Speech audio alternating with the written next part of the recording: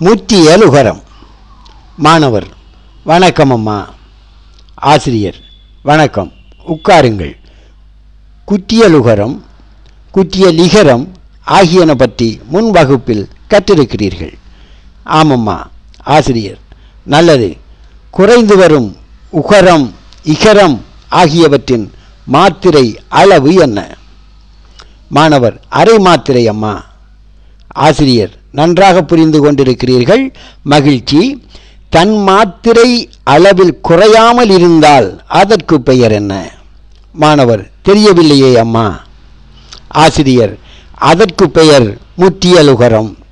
அதாவது தனக்குரிய ஒரு மாத்திரை அளவிலிருந்து குறையாத உகரம் முற்றியலுகரம். அதாவது தனக்குரிய ஒரு மாத்திரை அளவிலிருந்து குறையாத உகரம் முற்றியலுகரம். மாணவர்: முற்றியலுகரம் எங்கு வரும் என கூறுங்களம்மா. ஆசிரியர்: 1. பகு, பசு, படு, அது, தபு, பெரு இவை தனி குரில் எழுத்தை அடுத்து வரும் வல்லின உகரம்.